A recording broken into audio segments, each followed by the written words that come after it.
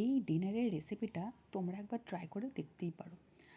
এই ডিনারের রেসিপিটা যেরকম খুব তাড়াতাড়ি হয় আর সেরকম মানে খুব ইজি প্রসেস, আর খেতেও কিন্তু দুর্দান্ত হয়।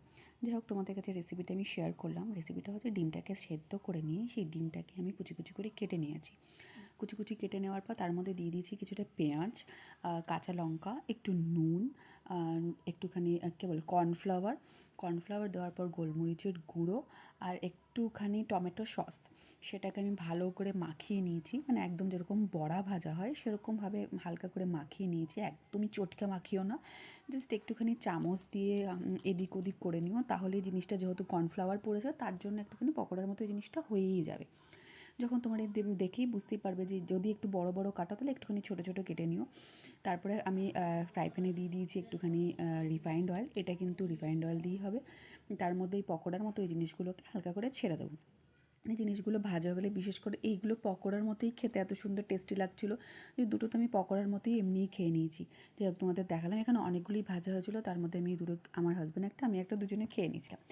যাই হোক, তার মধ্যে দেখো আমার সমস্তগুলো ভাজা হয়ে গেছে, মোটামুটি কমপ্লিট। ভাজার পর আমি ওখানে দেবো আবার একটুখানি রিফাইন্ড অয়েল দিলাম, তার মধ্যে একটুখানি রসুন কুচি দেবো। এরপর প্রসেসটা সম্পূর্ণ চিলি চিকেনের মতো, জাস্ট একটু আলাদা, কারণ চিলি চিকেনে টমেটো পড়ে না আর এটাতে টমেটো পড়ে। দেখতে থাকো তাহলে। চিলি চিকেনের মতো ডুমো ডুমো পেঁয়াজগুলোকে কেটে নিয়ে পরে রসুন দিলাম ফোড়ন, আর একটুখানি ডুমো ডুমো করে কাটা পেঁয়াজ, তার মধ্যে বড় বড় করে কাটা ক্যাপসিকাম।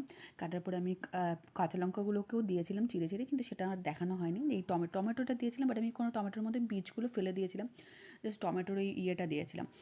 টমেটোটা দেওয়ার পর এটা যখন মোটামুটি সেদ্ধ হয়ে যাবে, মোটামুটি নরম হয়ে যাবে, সেদ্ধ না, নরম হয়ে যাবে, জাস্ট পুরো তো নরম হয় না, চিলি চিকেনের মধ্যে জাস্ট একটু নরম হয়ে যাবে। তার মধ্যে আমরা সমস্ত রকম সস, দেখো আমি বাটিতে গুলে রেখেছিলাম, সেটা আমি দিয়ে দিচ্ছি। টমেটো সস, চিলি সস আর সোয়া সস, একটুখানি ভিনিগার, এই যা চিলি চিকেনের মতো সেম।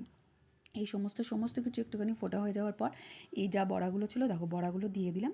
বড়াগুলো দিয়ে দেওয়ার পর আর কিছুই না, জাস্ট একটুখানি লাস্টে যেরকম চিলি চিকেনে তোমরা কর্নফ্লাওয়ার জল দাও, সেরকম কর্নফ্লাওয়ারের জল দিয়েছিলাম।